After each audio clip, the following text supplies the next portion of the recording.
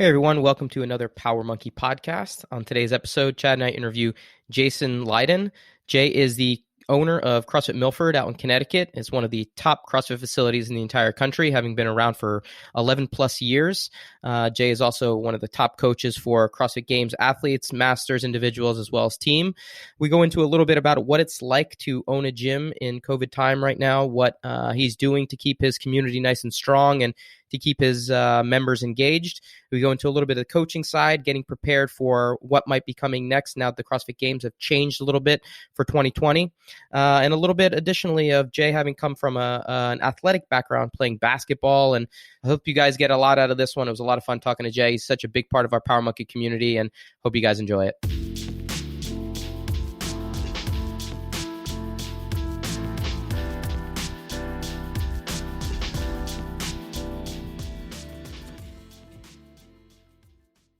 All right. So excited to have this guest on. Before we actually even introduce you, Jay, I just want everyone to know that you are basically the reason why we have this podcast, why Chad and I met and hung out, and we'll get into that story early in a little bit. But I want to thank you, Jason, for putting this all together, for making me and Chad actually end up having to stand each other all those years ago. But That's right. You know that you are the reason why Chad and I actually ended up meeting after our competitive careers are over, right? Dave, you've told this story before, and I love you for telling it, but I think it was Colin. I think Colin was the mastermind. Really? Yeah, wow, because you're going to give him credit. I have to, because Dave, you came up for a seminar with Shane. Yeah. And then Chad came up, and Colin and I were sitting there one time talking about training, and Kyle goes, Dave and Chad need to team up and do a camp because it's gymnastics and weightlifting, and that's CrossFit. And I was like, yeah, that'd be pretty cool. So I love that you give me credit, but I gotta pass it on to Colin. All the good ideas have come from Colin in some way, except he's just so quiet that sometimes they kind of end up getting passed to somebody else. But yeah, so you know what? I'm going to take the credit for it because he's quiet. It was at CrossFit Milford, so yes. It was at least in your space. So right, you and Colin are the reason why we were able to kind of form this duo that is now doing a podcast with you. But how things going, man? Things are going well. You know, it's obviously. Will this be coming out next week or in 2 weeks? Within the next couple of weeks, probably 2 weeks. So during Corona and COVID, so it's interesting, you know. I feel like I'm doing a lot more work right now without being able to kind of own a gym, and I can't I get home from.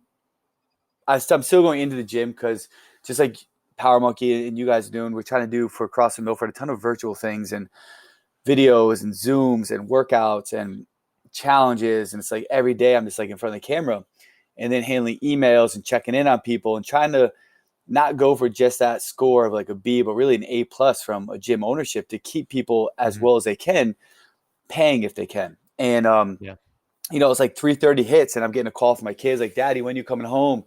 I'm like, I got to get out of here. And I look at my list and I feel like I still like a laundry list of things to do, you know? So the days are interesting now. It's a scramble of just trying to see what's working and keep stuff going and keep people engaged and stay in front of people and continually trying to drive the ship in the right direction, you know?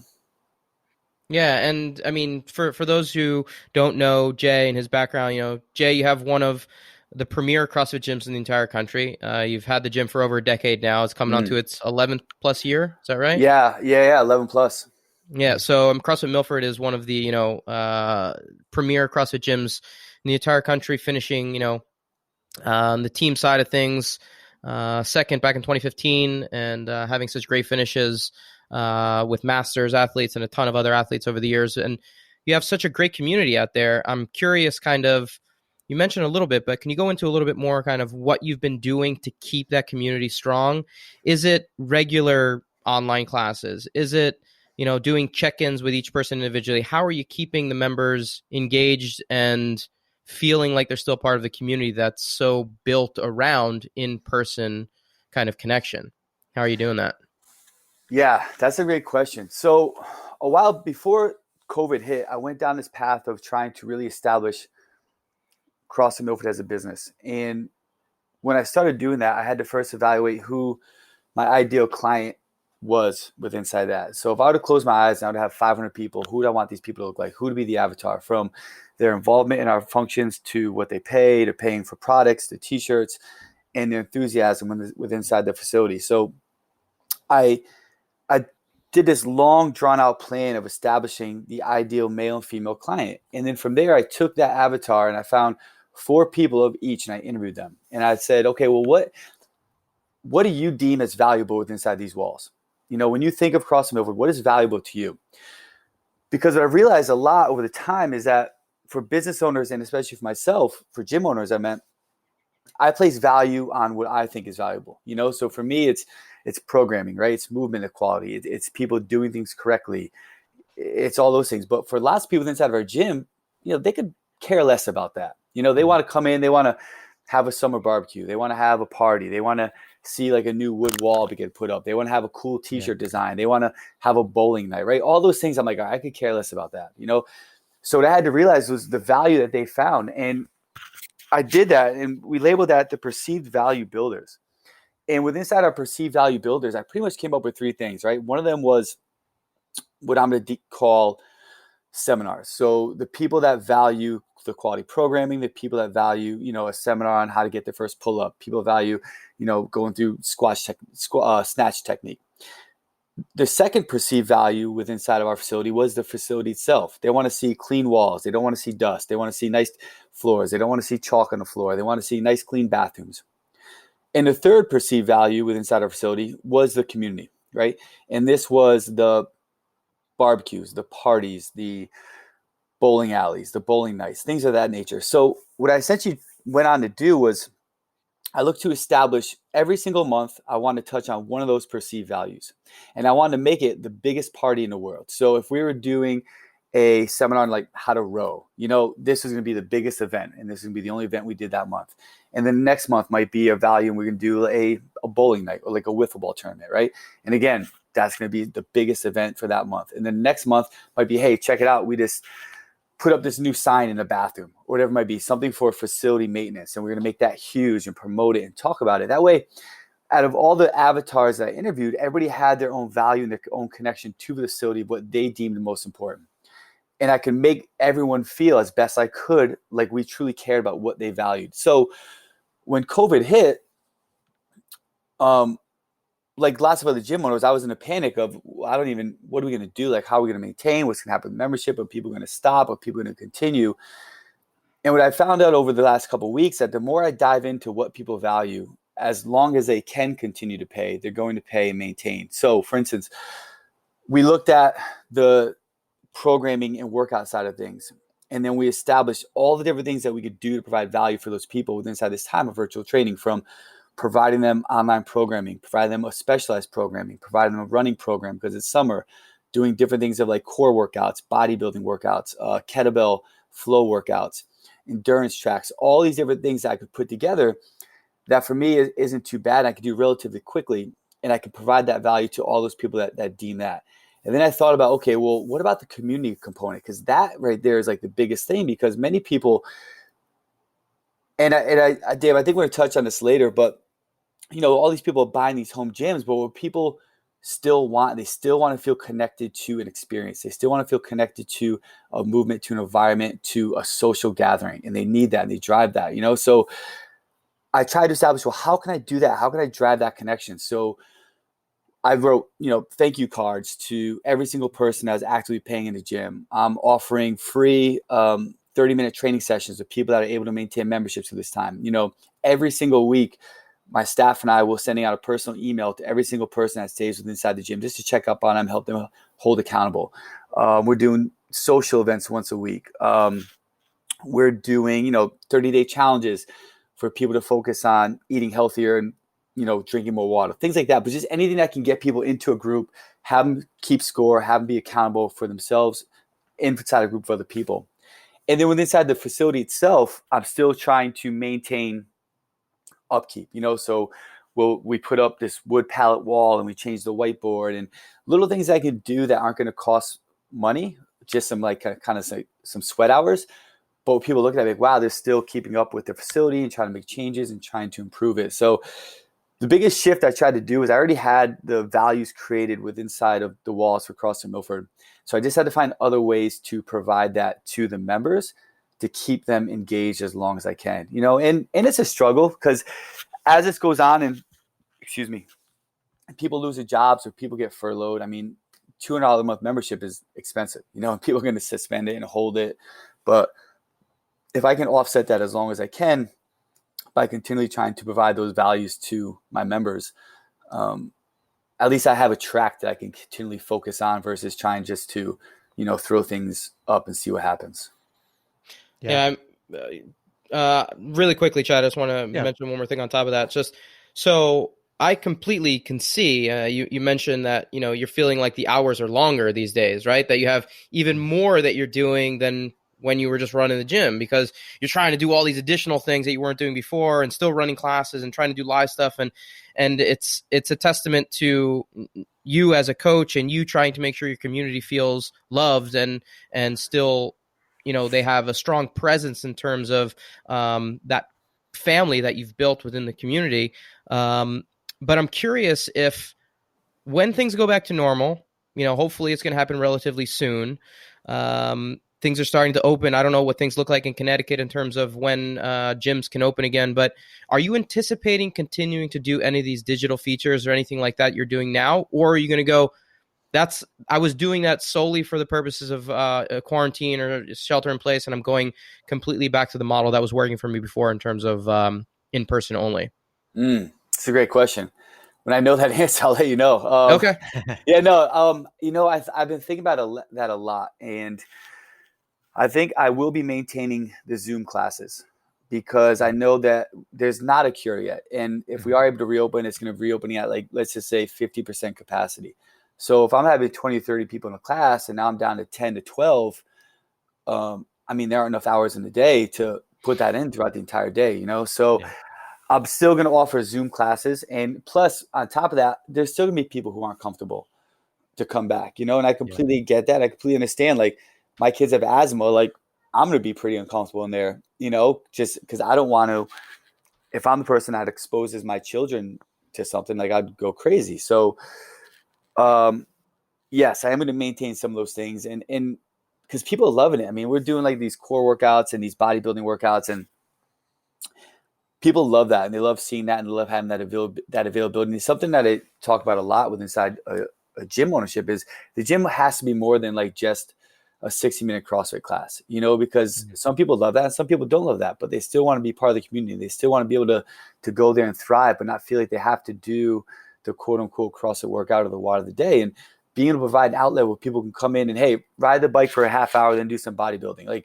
That's what I do now. It's that's what a lot of people are going to want to do, especially as stress levels change and people's lives change and focus changes. You have to be aware of the amount of stressors and stimulus you're putting on your body. And if you are overdoing it inside of workout, it's just going to burn you out. And I think being able to communicate that with your members and being able to provide services to them that are truly beneficial for them and things that they can grasp onto, but still not lose that experience of that community involvement, I think it's just going to have a huge reward for gyms and owners. So yeah, I'll be maintaining lots of the stuff. As far as the exact structure of it, I'm not 100% set on what that's going to look like, but it will still all be there probably. Mm-hmm. Yeah, Jay, you lost me at bodybuilding there. I could just envision you sitting in front of the mirror doing curls. That's all I can see now. I lost my thought completely. But shirt off, blood flow restriction cuffs. Yeah, on, you and Pope, you and Pope just bands around, tourniquets around the biceps. Yo, we're not all built with arms like you, Dave, and you, Chad, and that chest of Chads. We got to work for it. I don't know about chest, maybe quads, but there's no chest there. But I guarantee I can see you and Pope on a Zoom call doing that right there. Oh my God, absolutely. Flexing for each other. Yeah. But no, I wanted to go back to the business part that, you were leading into talking about the adjustments that you made for quarantine. And by the way, just for reference, we're recording this on May 19th. So I think we've been in quarantine, a couple months now, close to a couple months. Yeah, it might be 9 weeks. So Yeah, somewhere around there. But And it's interesting to hear you say that you really started trying to change CrossFit Milford into a business. And I completely understand that, because I was a gym owner I own a weightlifting gym still, but a CrossFit gym owner for, I don't even know how many years, at least 5 years. And, it's difficult to make that transition. I think that most CrossFit gym owners still to this day don't really see themselves as business owners and don't really run their gyms as much as they should, like a business. And so I wonder, because from the outside looking in, Jay, I mean, it looks like to me, even knowing you as well as I do and being there at least a handful of times at your gyms doing seminars, I feel like you were running a successful business for all these years. And so what was it for you? What was the turning point for you to where you said, I've got to make this more of a business? Why did that happen? Yeah, great question. I think I was sitting down, I was like, 5 years down the road, when my kids are getting older and they're in, getting close to high school. 'Cause I love my family, and I love being involved with my kids. And I think I was telling like Dave one time, I always said I'd never coach my kids' sports, and I coach every sport. It's like I'm coaching softball, I'm coaching baseball, I'm coaching basketball. It's like I'm bringing them to gymnastics. I'm like, I coach a power monkey. Let me try to do his rings. I got this, okay? Yeah. But I'm just so involved, and I was like, well, do I have the ability in 5 years to take a step back and not worry about a thing? Do I have the system set in place for it to run just like a well-oiled machine? And they weren't. And lots of it before was just myself with some really good coaches, really good backing, but just hustling all the time. And there was really no system set in place. So I spent probably about a year and a half really diving into the systems of the gym and establishing everything from our content creation, where the entire year is structured out in advance of Facebook live videos and committed clubs, and who the member highlights are and how we're going to highlight them, and what the monthly events are going to be and how we're going to promote them, and all these different, and then the different SOPs. So standard operating procedures are established, from standard operating procedure for doing a taste testing, to releasing a t-shirt, to new gear, to an event we're going to do. So an exact detailed list for every single thing that I want to happen inside the gym, how it should happen, when it should happen, and who's going to do it. And then we really broke that down so that I could be in a position where, before this happened, where I'd be able to just take a step away, and all of it would be running just like clockwork. From when a member emails us, what's the next step? How do we text? How do we call? How do we email? How do we follow up?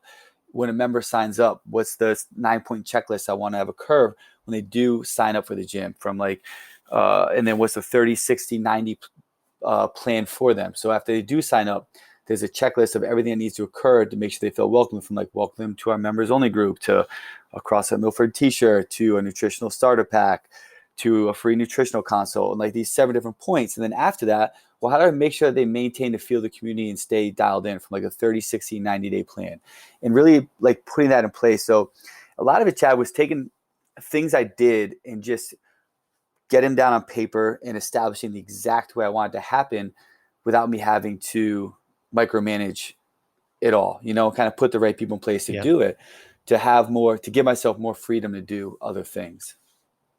Yeah, absolutely. And the information that you gathered from, like you said, you were talking to your members, the type of member that you wanted to have, that information is incredible. I'd like to maybe at some point talk to you a little bit more about that. That's very interesting to me, because as a gym owner and as a coach still to this day, I found myself very quickly getting frustrated and almost pouting to a certain extent about, when an athlete or when members don't have those same goals and passion that I do. Like, I want them to want to move better. I want them to do, to want to do mobility and do these things. And you're absolutely right. Most members, really what they want is a good experience, a good, like you said, a good community and everything else. So I wonder, because I've had, numerous experiences where that realization hit me and I was too stubborn to do anything about it, So did you have any specific instances or, exchanges with individuals along those lines to where you had these realizations that you needed to make these changes?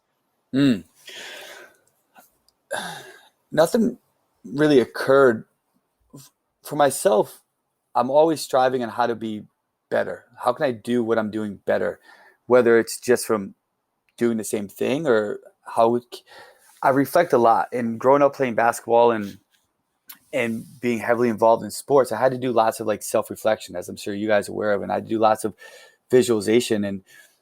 And through that, that's something that always stuck with me. Like growing up and playing basketball, like the game ended, it's like, man, like, how could I be better? Like, what did I do wrong? How could I have reacted better in this instance? Or when the defender did this, what should I have done? And I would break everything down like nonstop. And that's something that always stuck with me. And with inside the facility in the gym, I do all the time from my coaching, my programming, and then also being a business owner. Because if I do want this to continue to thrive for another 10, 15, 20 years, it has to get better and it has to evolve, and lots of times it's not the strongest or the smartest that survive, it's the ones that can adapt the best. And as the times continually change, it's like, how can I continually adapt CrossFit Milford to be better and to provide a service to the people that are in there? Because people always say like, yeah, well, CrossFit's for everybody, but it's not, But what I had to focus on is that the people who are in there, how can I make everyone inside my gym feel like they're getting touched and they're getting connected? And through that reflection, that just kind of drove me down that path. Because Chad, I'm the same way. Like social gatherings, like, dude, I'm the last one for that. Like, I just want to come home. I want to sit on my couch with my family. I want to hang out. I want to drink some wine. I want to relax. Like, I could care less, like, about anything else. Coming in and like putting up a new wood wall on the gym floor, I'm like, I don't care about that, but other people do. And I had to, and through my reflection, I was like, all right, well, how can I continue to connect with some of these people that I feel like I'm not connecting with, and that kind of led me down that path.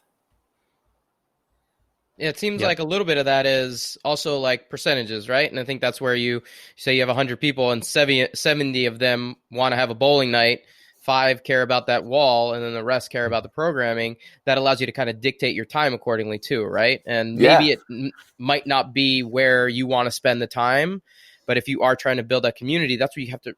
That's what I've realized as being part of a CrossFit community is, people are not all there just to train super hard, and just, that's not really why people show up. Most of the time people like going to the same class because they're going to see the same people.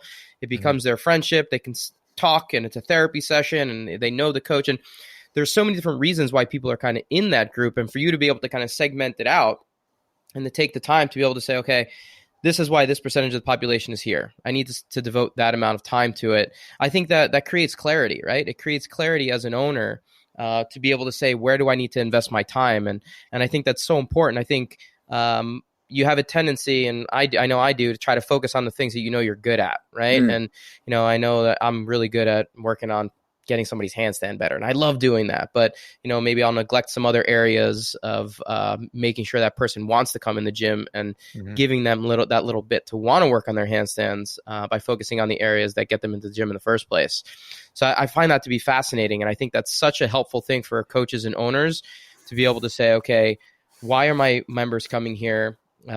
Figure that out piece by piece, communicate with them, be open with them, make sure they're open with you, and it'll help you kind of create a community where everybody's kind of on the same page a little bit more. Absolutely. And one thing that I did too was with the things that I don't really gravitate towards, I put other people in charge of it who I feel like really like that. Like social nights, like that's not my thing. Like I'm not going to come up with a theme night, but you got Shane in charge of that one.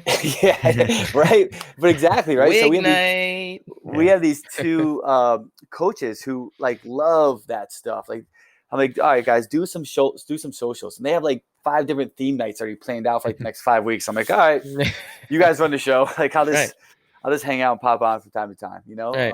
But yeah. Yeah. Yeah, with this topic that we're basically covering now, what I'm getting from it is, coaches and owners really forcing on the members and the people that they're working with what they're most passionate about, and it's so easy to do that. Would you say, Jay, that that is the greatest downfall of especially owners in the CrossFit community and coaches as well? Whew. Man, that's a great question. I hate to generalize stuff. I think it's one of the downfalls. Yeah, I think going back and not looking, what you first said, Chad, was not truly looking at your gym as a business. I think that's a major downfall to a lot of facilities. But yeah, and or just forcing your own beliefs onto people, and not really beliefs, but not taking into account or not really listening to other people. You know, it's like a marriage.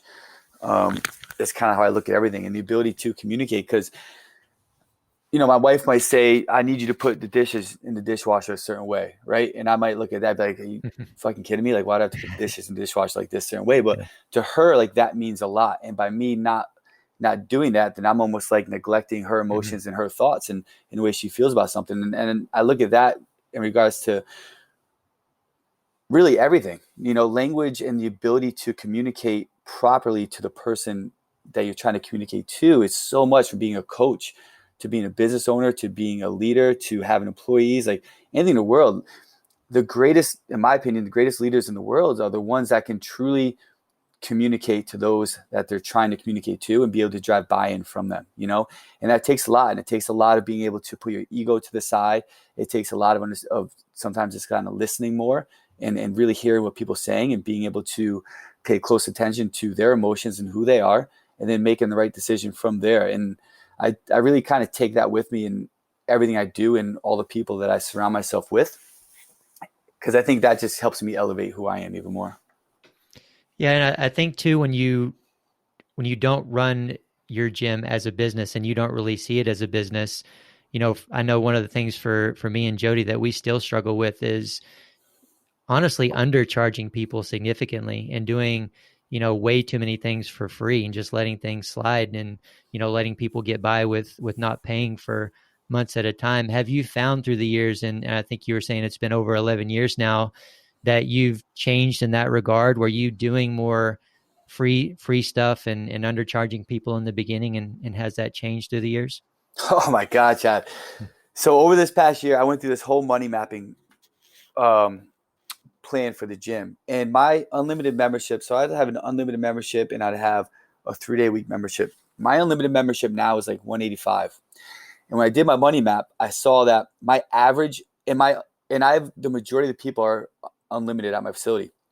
The average price that people are paying was $113 a month who are on an unlimited membership. Yeah, and I was like, wow. And when I saw that really made me reevaluate everything, you know, because over the years of a discount here, discount there, a bro discount here, a first responder discount there, like all these different things, I'm driving just the price down of everything that I do and my value. It's like, oh, well, you're on 3 days a week and you're on unlimited, but then we do free seminars. But why did someone on 3 days a week get that as well as a person on unlimited, right? It's like this whole, and when I did that money map, it really made me take a long, hard look at the financials of the facility and how I can make that better, you know, and that led me down a whole new path of essentially going to only one membership. And then then that one membership has a 6 month, a month, a 6 month, or 12-month commitment with a contract, you know, and I did this whole formulation for the contracts of how I break those down. And it's not a crazy contract. Like if people want out, I'll let them out. They just have to pay the discount of the price that they should have been paying. So if someone does like 12 months, but they want out at like 6 months, that's cool. Just pay me the difference of the past 6 months. You know, it's something easy like that. But I went to one price for unlimited, because with that means you can get everything that we offer, from nutritional consults to seminars. And it's just kind of getting that price where it should be for that, you know. And I even got rid of a lot of discounts too, which I thought I'd get a lot of pushback too. But, you know, we offer discounts for inside the world of CrossFit for military and first responders, which I'm a huge fan of, and no one take this the wrong way, and I did that for so long. But then someone came up to me like, well, why are you saying that they're more important than what I do? If I'm right. And they were an ER doctor. I was like, why don't I get discounts? I'm saving lives. I'm like, you know, and then as you break it down more, it's like CrossFit was originally started for just first responders. Like that was their marketing, that was their promotion. That's why that was so big for the gyms when they first came up, and people just kept maintaining that relationship. But over time, like if we keep giving out discounts, from what I saw, like my prices keeps driving lower and lower and lower. And then as cost of inflation goes up every single year, and I got to pay my coaches more, but they're still paying $100 a month for unlimited membership.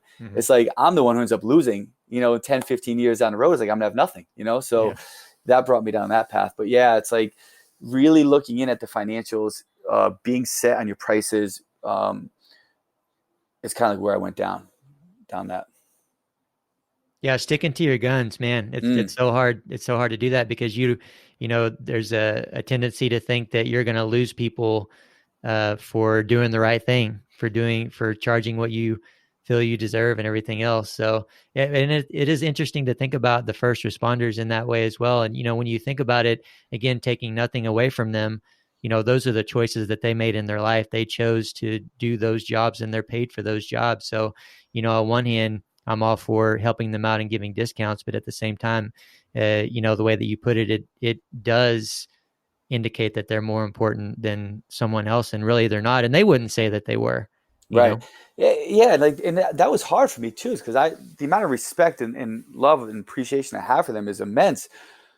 But if you look at it from a business standpoint, it's like, what's to say that they're more important than a teacher who's educating the youth that's in charge of the world in 20 years versus an ER doctor versus someone who does your taxes to make sure you don't go broke. It's like, then it's like, why don't you just discount everybody? Why not? Yeah, that's the point too. Like, you need to do what's best for the sustainability of the business, or else no one's going to have your services in 5-10 years, right? So it's about what's sustainable for the business in the long run, and those slight adjustments and those things that might seem like it's really challenging to do because, you care about this person and you know that they're doing something that, they're putting your life on the line. But, you can only be there if you financially can make things kind of viable. So it's just one of those things that's kind of like, I'm doing it so that I can be here for you guys. You know what I mean? Right. I need to make these decisions so that we're here 5 years from now and not just kind of here for a couple of years and then gone with the next little hiccup that comes with a life challenge. Yeah, totally. I want to ask you a little bit about what's going on the game side. Talk a little bit just about business ownership, but a big part of what you do is coaching games level athletes, and you've had. You can probably tell me the exact numbers, but the number of masters and teams, and you've had a number of athletes kind of do extraordinarily well over the last few years. And I'm curious kind of what your take is on, I saw some posts that you had put up recently, but what your take is specifically on the changes that have come about because of COVID and what the games are going to look like this year. And I know it's upsetting to everyone, but kind of what your take is on what the games are going to look like for 2020. It's I feel like my answer is a bit of a cop out, and I don't mean to do that, but it is what it is. It's like this.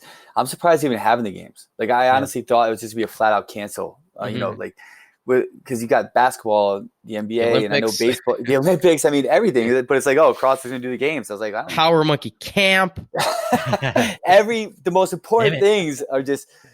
So I didn't quite understand how they're gonna do it, but they're doing it, and for that reason, they had to make drastic changes, which I get. And I know some people got really upset about it, but I look at it like, it's a world pandemic. It's like everything is being canceled and somehow they're going to do it. So it's got to be extremely limited for it. So I'm not kind of bent out of shape about it.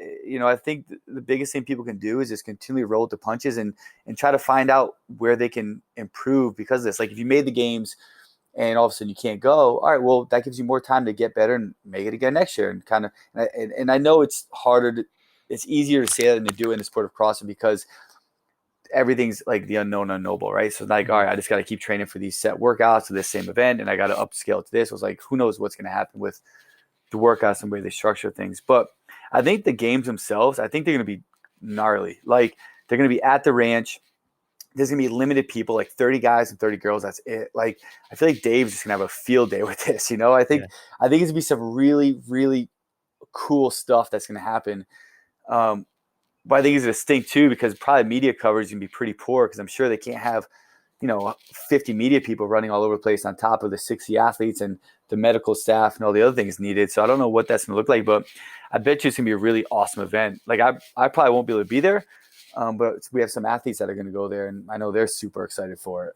So for your team and for the others that you're training now, masters athletes, what do you tell them? Like, I know you said like train for next year, but in the interim, like, this becomes off season for them now. Like, what are you telling them to do in terms of like preparation? How do you use this time wisely to get prepared for when competition season starts again? Have you had those discussions?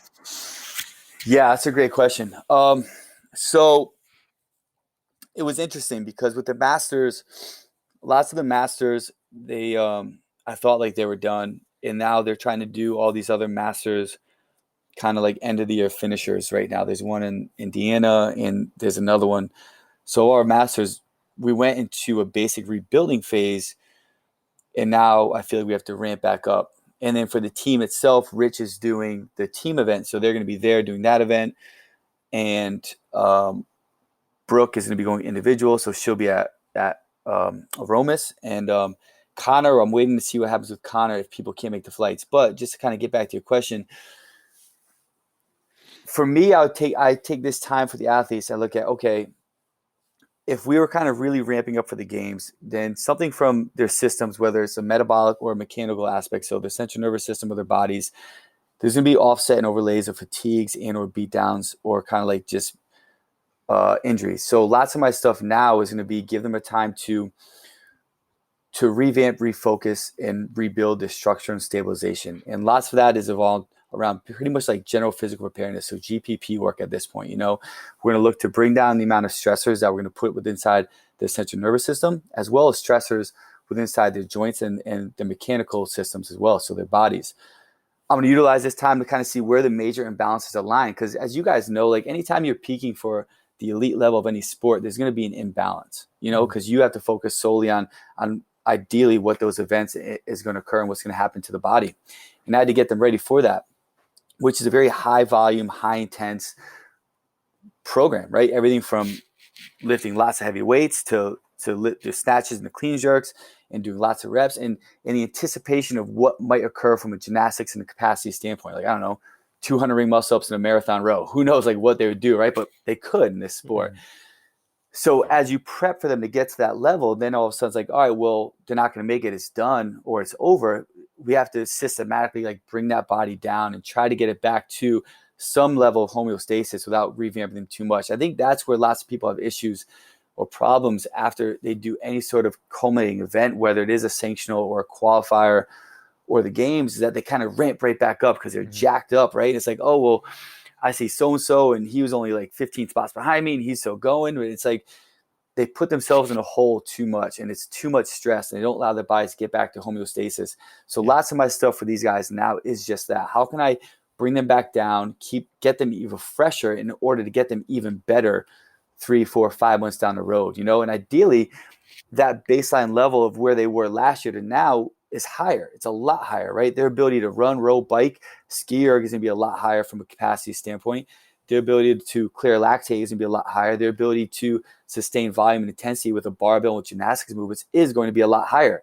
So if they're up here and they started here and now I back them off and they're still above where they started, right? And now it's just kind of making them feel good, get back to a good state, refocus on other priorities of their lives, such as their families, their businesses, relationships, whatever it might be that as a priority for them, kind of get everything in order. And then we kind of start progressing and building from there. So that's where a lot of my focus lies for those athletes when it ends. It's a little bit different for every person, as you guys are aware of that, just based off who they are. Like one guy was a complete stud. He jacked up his shoulder.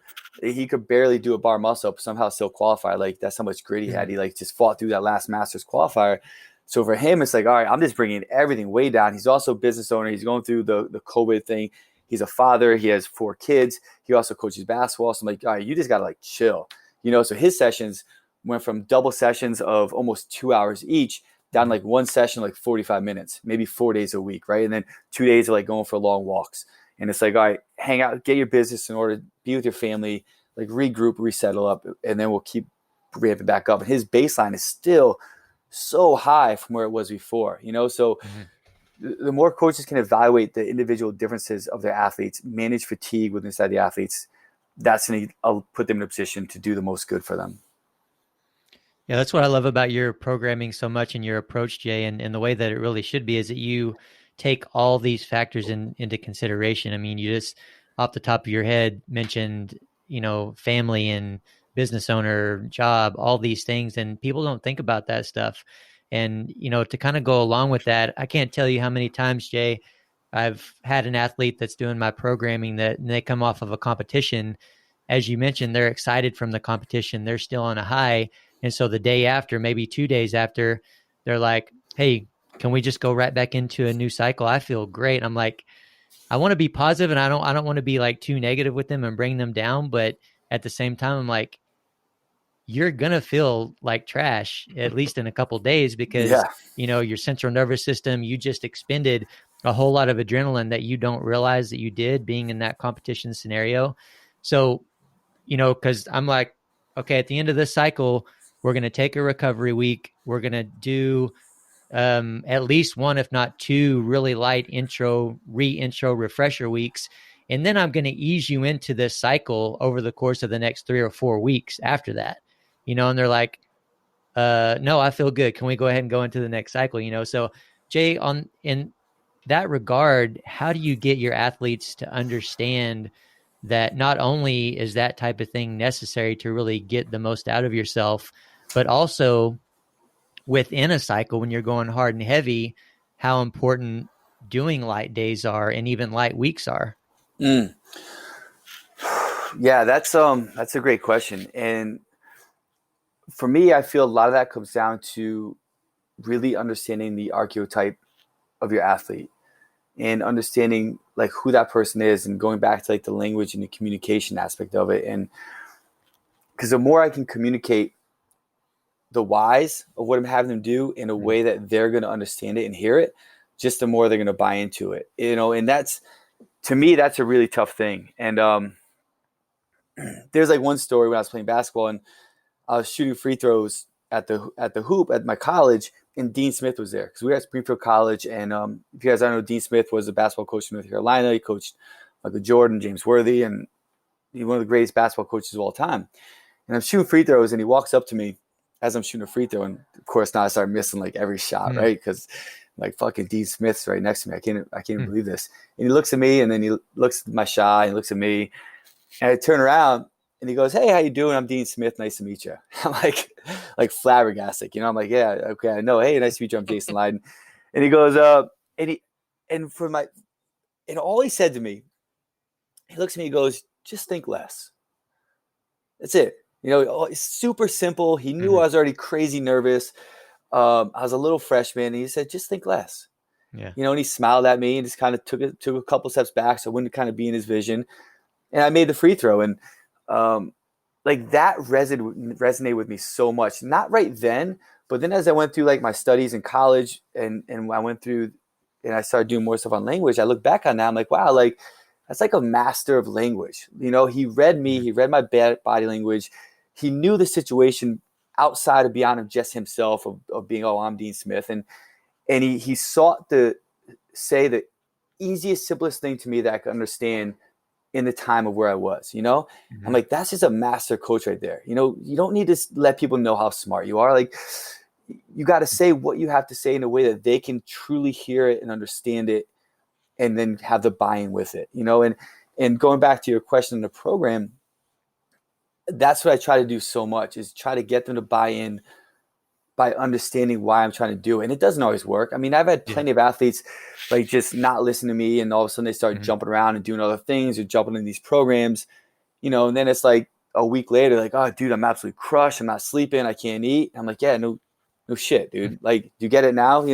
Yeah. But I think that's one of the hardest things, Chad, to do as a coach is that, getting when the athletes come off and they're riding high, not being negative, understanding and appreciating their emotions and appreciating the time that they're in and their successes that they had, but also getting them to buy in and understand why this next part is so important for their long-term development and growth.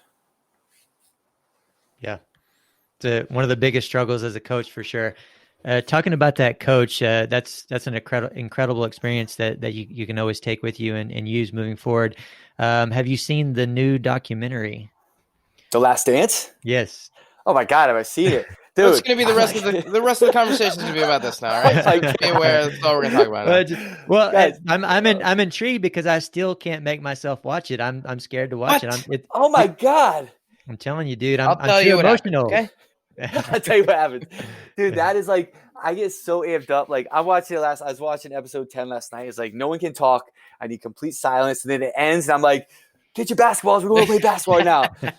And I'm like texting Colin because like that was our entire childhood. It was like like as they're showing the games, right? It's like before it happens, like, oh my God, like this play's about to happen. I was at Colin's basement. So Colin used to have like a shrine of Jordan, like every Sports Illustrated up, and like Shane and myself and Colin, like some other friends, we'd be in the basement every playoff, every game, just watching Jordan. And the second it ended, like Shane and Shane's buddy, Mike Catterone, would get their cars in the driveway, turn the lights on, and we all go out and start playing mini ball, like trying to beat Jordan and dumping on each other, like for hours on end, like all night long. So when The Last Dance came out, I'm like, this was like this is my child. This was it. Like, this was my life. Yeah. And oh my God, I'm so amped. That's like the greatest show ever. I'm so amped up over it. It was so well done too. I mean, the people that they got on there, and like I was so surprised that like they got all those people to come back and talk about those moments. I was like, unbelievable. And obviously Jordan opening up the way Jordan's always just been like just a shrine, right? Like you don't see him other than just this icon of just amazingness in what he does. And like outside of the basketball arena too, like the way that he dressed and the way that he conducted himself in the media. If you don't watch that and just appreciate how Jordan is in front of a camera, you're missing out on one of the things that makes him special. Media loved him. Like the camera loved him. He knew how to like direct questions, when being, even talking about like stuff that might be bad going on in his life, the gambling stuff, or, when his father was murdered and all these things. And he has such a talent to be able to make people fall in love with him. I mean, he's, aside from just his gymnastics, his basketball ability, the guy I'm in awe of him. Like I just am still forever. Jordan will be kind of the icon that I am just like, I don't get, awestruck by celebrity, but Jordan will forever be the one that like just stops me in my tracks, man. He's just, he's special. Dude, that's what I said last night to Josh. Like the thing that, in my opinion, he's the greatest basketball player to ever play. But the thing that kept him in that light for so long was just that, Dave, was his ability in front of the camera and in front of the media. He had it down to a science, and he never strayed. And he was someone like, he couldn't go anywhere. Like he couldn't do anything. He couldn't go anywhere. Everything was analyzed. And for that entire time, he was still like so good in front of the media. And I especially love the ups and downs of it, right? Like BJ Armstrong calling him a bully, and like, but just seeing his mental game, right? Of just like having to, like, if Carmelo got the MVP, like he was attacking Carmelo, right. Like, just telling the story of, I forgot the guy's name, but I think it was like episode 7 when he said the guy put his arm around him and said good game when he scored 37, and because that he scored like 54 the next game. Like just a little, like his head, just the switches in his head. It's like his competitiveness was insane. No, absolutely. So like you, from a basketball perspective, you went and played college basketball and things like that. You probably have, even more insight into, what was going on in his head. I'm curious if you found if you think the way that because I've been reading a lot of articles and like listening to, today's basketball players, comment on his impact on their game and the game in general. But I'm curious, you as a basketball player, if you think that his style as a player and the way that he interacted with his fellow teammates and his competitors would go over well today with the way that basketball is, or if you think that players today wouldn't react by being so-called bullied or whatever, the way that he would, shit on, his teammates and be really rough on them in practice and in games. If you think that was kind of a sign of the times and it went over well then, or do you think it would actually resonate well with athletes today too? How would you react? I feel like now everything's different because of social media. People would be on Twitter and complaining and saying this, and people would be on Instagram, and it'd be all over the place, But back then there was none of that. So if he punched Kerr in the face, no one knew about the team.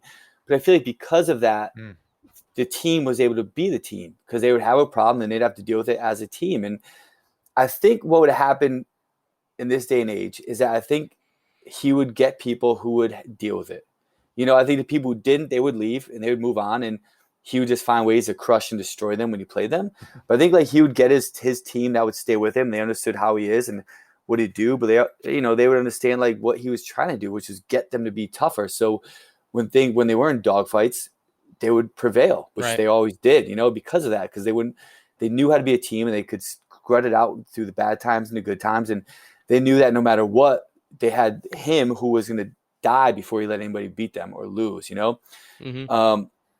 I think there'd be more scrutiny nowadays because of social media. And I think it'd be a lot harder for him to be the iconic Jordan that he was because of all the scrutiny and people on the social media and what people would be saying and doing. But I think you'd end up having his players that would stay with him because they would just accept it for what it was. Right. And you don't want to gloss over one. You're exactly right. I feel like people like Scott Burrell, like one of his teammates that came on later on the career, that he would just completely, just pick on endlessly and relentlessly. He was like the rookie on the team, and it went like just it seemed like he couldn't do anything right. But then you see Scott Burrell talking now about how like he loved it. You know what I mean? He respected the fact that Jordan was pushing him to try to make him look better, or try to make him better, and to try to make him feel like, this is what we need to do to succeed as a team. Mm-hmm. And it only works if he's doing the same thing. And I think that was one of the things that wasn't discussed enough in the show is Jordan never asked them to do something he wasn't going to do himself. Right. You know what I mean? Like he was always there early. He was always there late. He was always doing the sprints when everybody else was kind of like, dogging it. If you want to be that kind of a leader, you have to lead by example as well. You can't just be talking shit to everybody and just knowing that you have the most talent. You have to put in the work. And is there another person out there that put in the work the way that Jordan did? I don't think so. No. I mean, at least during that time, right? What I always tell people is I think the closest comparison from what people know now would be Kobe Bryant. I agree. I think Kobe put in the work and he was relentless. And I think he was the only one, in my opinion, that from a mental component side, was there with Jordan, from the toughness and the fight and the drive. That's why, he got into it with teammates too. That's why, he had those similar relationships with his teammates, and why maybe people looked at him as to be a bully as well. They had a similar kind of killer instinct, Black Mamba, whatever, Black Cat, whatever you want to call it. Those guys had something different. They had that switch that you don't always see. Did I ever tell you my Kobe Bryant story? No. Okay. So, I mean, it's not me personally, but I was at a seminar and there was a strength coach talking. And he was and Nike used to do this thing, I think they still do, where they'd bring out top high school athletes and they'd bring out like the pros and they'd kind of do a camp with them, and the strength coach was there and Kobe was there. And this was, I think Kobe's like earlier part of his career, but he's there. And Kobe was notorious for what they'd call blackout workouts, which means like he goes so hard while he's training, working out that it's like impossible to keep up with him. So he walks up to him and he goes, I hear about your workouts. I don't want to say anything. I don't want to do anything. I just want to watch you. He goes, can I just watch you train? Kobe's like, yeah. He's like, oh, cool. Let's do it tomorrow. He goes, what time? And he goes, 4. He's like, all right, cool. I'll be here. So he stops. He's like, oh, he goes, wait, camp goes 9 to 5. Kobe's like, yeah, 4 a.m. The guy's like, holy shit. He goes, all right. He goes, well, I can't say no to Kobe. He's like, so, all right, 4 a.m. it is. So he goes, he woke up at 3 a.m. He goes, my goal is to get there before Kobe. He goes, so I was going to get there 3:30. So Kobe would walk up there and I'd be sitting on the stairs waiting for him. You'd see that I was serious. He goes, so I pull up to the gym in the Uber and the lights are on. He's like, you gotta be fucking kidding me. So it's 3:30, pulls up and he walks in. He hears the squeaking of the shoes, like squeak, squeak, squeak. He's like, come on. He walks in the door. It's 3:30 a.m. Kobe said 4. He's already drenched in sweat, like shoes squeaking. He's like, you got to be kidding me. So he sits down in the corner, and for the next 2.5 hours, he just watches Kobe go nuts. Of only the basics, jab steps, shot fakes, layups, jump shots, nothing crazy, nothing like you look at it like, all right, it's just the basic stuff, but nonstop for 2.5 hours, as hard as he could. And he finishes the workout, and he goes, Kobe, that's great. He's like, your training session, you just did the basics, you did them as hard as you could. Like, does it ever change? He goes, no. He goes, but you're the best in the world. Like, why do you keep doing that all the time? He goes, why do you think I'm the best in the world? And he just like walked out the gym. Mm-hmm. But like that story, like gives me like goosebumps. It's like someone that's so good, that's so intense, and like would be relentless in their pursuit of greatness. And it's exactly the reason why they are. And I think, and I have my own Kobe story, and I told this recently on another podcast, but I think it's worth another quick basketball story because I don't want to get off the topic of Jordan and the Last Dance, but at the '08 games in Beijing, I was staying at the American College in Beijing, and that's where they basically housed all of like the American training sessions, food court for all the U.S. athletes, things like that. And they had a 24-hour fitness in one of the campus buildings, and I would go in there every day and just kind of like, ride the bike and do some strength conditioning stuff before we would go in the gym to train. And one day I was in there and I go in and I go and sit down on one of the bikes and I'm using it to warm up. And there's one guy sitting next to me and he starts talking to me and he's like, "Hey, how you doing? Like, what sport you with?" I'm gymnastics. He's like, "Oh, I'm here with the basketball team." I'm like, "Oh, okay, cool." He's like, I'm a manager for one of the athletes." I was like, "Okay, awesome." Turns out he was LeBron's manager, like his own personal manager. I was like, "Oh, awesome. This guy, Randy." So I'm talking to Randy and he's amazing dude, really, really cool. And he's like, "Yeah, don't worry about it or anything, but in a couple minutes, the whole basketball team's coming in to train." I was like, "Oh my God." I was like, and they told us if the basketball team was coming that we would have to leave. And he's like, "Don't leave." He's like, "You can stay. Don't leave. We're one big happy family." And I was like, "Oh my God." I was like, "Okay." So I started riding and one by one, they start coming in, it's Jason Kidd, it's Boozer, it's Dwayne Wade, it's Kobe, it's LeBron. They're all coming in and they start like just high-fiving me. "What's up, man? How you doing?" And I was like, "Okay, I have to make this the longest workout of my life." I was like, I have to do every single thing. There's no way that I'm leaving here before they leave here. So like I start like doing my own thing and it was a pretty incredible experience because I got to I started doing like these really ridiculous things that, are common in gymnastics world, but they were like, "What is this guy doing?" Yeah. I was doing like leg lifts and windshield wipers and stuff. And they would be like, Dwight Howard, come over here, like do leg lifts next to this guy. And I was hanging 5 feet off the ground. He was sitting on the ground trying to do the same thing as me. But it was amazing. But I noticed that when they walked in that LeBron and Kobe were not with the rest of the team. And I was looking for them and they had their own personal trainer and they were working harder than I've ever seen anybody work in my entire life. And the two of them with the entire team were off on their own, just killing themselves, going at a level that was just absurd. While the rest of the team, the other top 13 basketball players in the world, were chilling out, having fun, enjoying their moment, knowing that they were going to go on to win the gold medal. Those other two were on another level because of what they did when no one was watching. Not because of their talent. It's a combination of a work ethic that comes around in a generation. And I feel like, you speak to Kobe, it was because of what he got from Jordan. You look at LeBron, same type of a thing. Those guys have something special, and I'll never forget it. I saw those guys and I saw what he was doing. I was like, man, there's a reason why he is who he is. You know what I mean? He's on another level because of what he puts in when no one's watching. It was really, really amazing to watch. Yeah. That's awesome. So those are two awesome stories. Do you guys think it is these other guys that you mentioned, Dave, that they were in there working out and doing their thing? They're obviously talented enough and good enough to be in the Olympics and in the NBA, but are they just okay with their position and they're just not, they just accepted their place and so therefore they don't take those extra steps to work out like those other guys do? What is it? Are they, just mentally or psychologically placed? They're anomalies in that position? I'm talking about these other guys that aren't working that hard, Yeah, I think so. Yeah, this is just my take on it. And I've thought about this for a long time. What separates the good from the great from the icons? And to me, it's a combination. It's a bringing together of so many things that make that one person just stand out.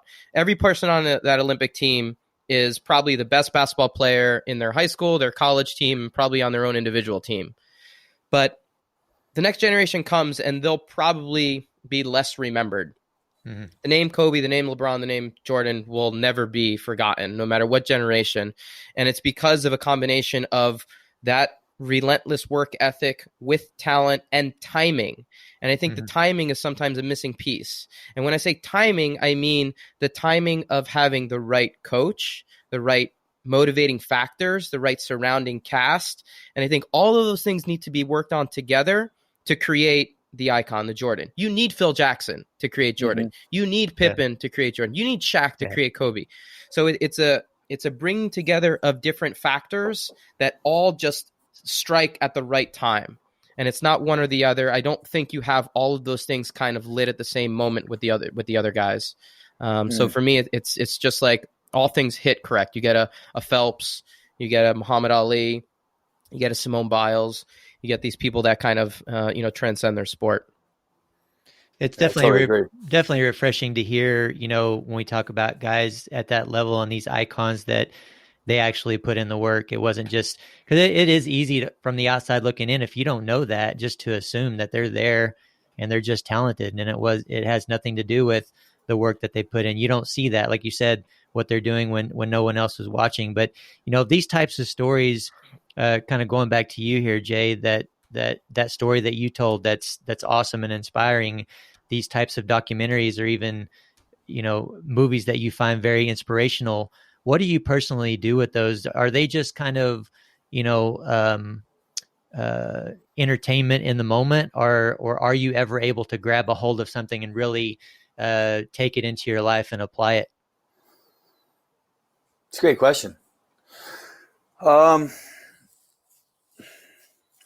think there's always opportunities to take things into your life and apply it if you're willing to see them. And I think from watching The Last Dance, the biggest thing that I took away that I didn't know about with Jordan was actually in the last episode. And I forgot who was talking about it, Dave. Maybe as I was talking about it. But they said, the thing with Jordan is that he was always in the moment. No matter where he was always focused on that right thing. He wasn't worried about the past. He wasn't worried about what's going to happen in the future. He was in there and just so dialed into there. So I heard that last night and I was like, how many times do we go through life where we're trying to do a task and we're thinking about the what ifs of the future or what happened in the past. We're not just completely dialed into where we are right now. And I think I'm always trying to find things to improve and better myself. I know that was probably the biggest thing I took away from that instance of The Last Dance, was hearing that. That's a great lesson. I mean, I spend most of my time as a coach trying to get people to be in the moment for long enough to perform a quick snatch, and I can't even do that. To be able to do that generally in life is a big deal for sure. Well, those things aren't easy to do, right? I mean, it's really easy to say those things and say, just be in the moment. Enjoy every day. And don't worry about the fact that you might lose your job next week, or don't worry about the fact there's a pandemic going on. Be in the moment. And it's probably correct. You can probably just appreciate things so much more. But those are things that, one, take a lifetime to master. Or you have an innate ability to capitalize on that moment. And so I appreciate the fact that, yes, that has incredible value, but I don't want to minimize how difficult it really is to do. And I've recognized from myself too, because I have an incredible hard time doing that. As an athlete, for years, my head got in the way.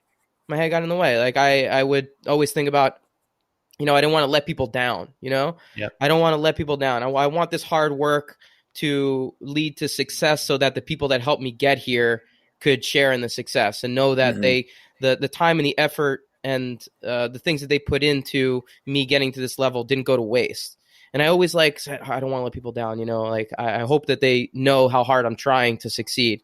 And that was a detriment. It was a detriment to me being able to reach, certain achievements because I was so worried about the future and not that present moment.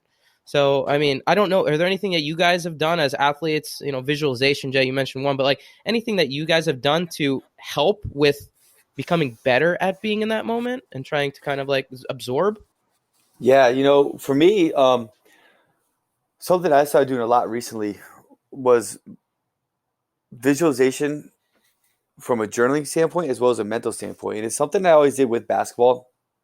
And I'll kind of break this down into how I do with my athletes as well. But every morning, part of my morning routine is I wake up and I visualize my exact day of how I want it to go, from my morning routine to my workout, to writing a program, to handling crucial conflicts, to dealing with staff, to dealing with members. I visualize everything I think is going to happen. And then after that, I have a journal that I go, and inside the journal, I have 7 questions that I ask myself in my journal, and one of them is from 3 things I'm grateful for, but they stem down to things about me that I'm going to focus on changing, ways I'm going to apply that throughout the day. And what I'm doing is like, I'm trying to take situations that I feel pull me from the energy that I want to display or have and put me in a bad state. And I try to bring that to my attention before they happen. So when it does happen, I continually like refocus and recenter. Very similar, like everything in the brain to me comes down to resiliency, and being in the zone comes down to familiarity to me. And the more familiar we are with the situation or an instance, the more relaxed we can be because we've been there before, right? I mean, if you're getting in a fight for the first time, you're like, oh my God, and it's like this huge stress response you know what to do, versus you look at someone who's been fighting all the time, like, oh, they're a great fighter. But yeah, because they know kind of what to do and how to move. And I look at that as everything. The more familiar you are with what's going to be and how you're going to be, the more you can focus and recenter on yourself and be and display the energy in the person you want to have. You know, even from a CrossFit workout, because it's so variant, it's really breaking that down in your head. Like, okay, how's this workout going to go? Where am I probably going to feel fatigue factors? How can I overcome that in my head? And how can I talk to myself the right way so I'm able to keep working through it from a physical and a mental standpoint? And I have athletes do that with workouts before they occur, because in CrossFit, everything's new, right? Like, yeah, we can do a bunch of stuff, but if you've never done this certain triplet or couplet that they thought of, this is your first time hitting it, then it's a brand new like response or reflex your body's gonna have when you start feeling these different fatigue factors. And for me, I've taken that approach and applied it to myself throughout the day of, all right, well, how can I see my day, whether it's from like triggers with my kids, you know, of, all right, well, usually like I might get upset or I might say something if I'm in this mood or this position. Well, how can I overcome that, make it better so I don't raise my voice or I don't yell, and I can teach them and educate them better, you know? And I'll walk. So that's one of the biggest things that I try to do is I walk myself through every stage of my day that I've had experience, or I can anticipate things that offset me internally, and how can I fix that and become better at it so I can be the person I want to be when it does occur, you know? And I have my athletes walk through that as well, especially with workouts, like, because you guys do it all the time, right, Chad? You do it all the time with people snatching, clean jerking, of visualizing the lift the way they want to do it. So when they get up there, they're not really thinking. And then, and Dave, you do it all the time with the people doing ring muscle ups and handstands and handstand holds. And you guys have each worked with me on it, but it's taking that and applying that to the sport of fitness as well. Absolutely. I couldn't agree with you more. Hello. I couldn't agree with you more, Jay. I completely would do the same thing. I think that visualization component is such a huge part. I was actually talking to one of my clients today about visualization techniques, and something that I'm going to do a podcast on separately with her about how important it is. But I think we're kind of getting close to wrapping up here. It went a lot faster than I anticipating, and I think we could probably spend more time talking about a lot of things, specifically Last Dance, but maybe that's a podcast on its own. Totally. But Chad, anything that you wanted to ask Jay before we get out of here?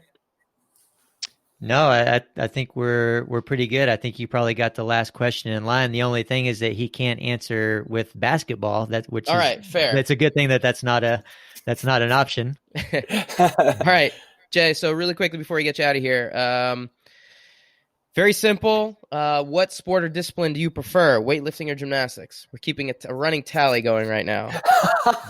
Oh my God! Are we talking about like right now? My point of life right now? Yeah, sure. Yeah. Gymnastics. I'm sorry, Chad. That's okay. Hey, it's because I can't. My shoulder hurts. I can't snatch. You know, but I'm gonna rope climb and pegboard till the wheels fall off. All right, well, Jay, just tell me, at least at some point in your life, was weightlifting the better sport to you? And I'll have to just take that. Yes. Okay. Thank you for lying to me there. No, don't worry. I think my score is only 2. I think this is like our 22nd recording, and one of those was me. One of those was a vote. No, you got Hinshaw and you got Sarah. Yeah, I did get Sarah. Yes, that is true. That is true. Oh man, but that's a tough question. That is like a tough question. You still haven't realized that I bribe everybody before the podcast starts. Oh no, I know that. I know that. Yeah, before you get on, Tab, that's all we talked about. I need to work harder and get more weightlifters on here. Although I'm afraid of how many weightlifters would actually say, gymnastics. So Right. that's the difficulty. One other thing that we want to do before we go, Jay, I don't want to leave without playing the random question game with you if you're up for that. I'm always up for it. Yeah, you're just going to pick a number between 1 and 9, and I'll ask you that question. If you don't like the question, you're not comfortable with it, you can pass it to Dave one time, but then I'll have to ask you another one. Sound good? Sounds good. All right. Number between 1 and 9. 4. 4. All right. This is a good one. What profession other than your own would you like to try? I think me and Jay might have the same one. Yeah, I would love to own a winery. That's yours, right? Yeah, Dave. Yeah. Yeah, I visualize this small farm, on a mountain overlooking the water, and just waking up and just making wine.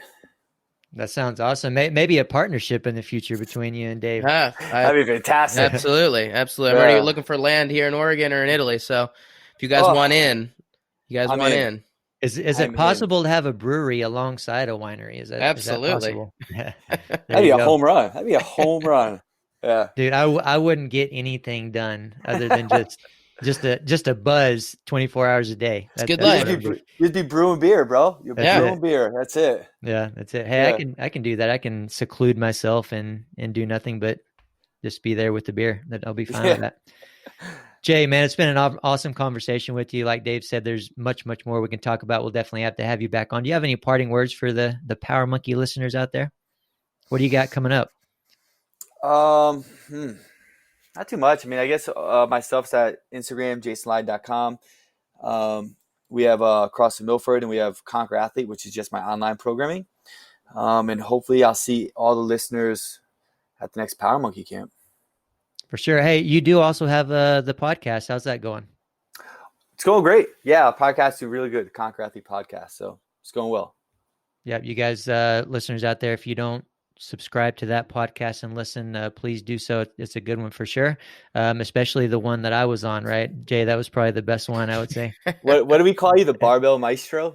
Something like that. I was confident that because of that recording, you would have picked weightlifting on that question, but I didn't do a good enough job. Maybe I'll have to come back on and persuade you a little bit more. But yeah, for the listeners out there, guys, thank you for joining in. We're so excited and thankful to have you. And be sure to head over to powermonkeyfitness.com to check out services and upcoming events. Our upcoming events currently are basically all on Zoom, right, Dave? Yeah. We've got our gymnastics and weightlifting sessions going, and we'll be doing those for a while longer. Also, check out our Instagram pages for regular teaching and technical content at Power Monkey Fitness, at Dave Durante, and at Ollie Chad. On behalf of Power Monkey Fitness, we're your host. I'm Chad Vaughn and Dave Durante. Until next time, thank you all for listening.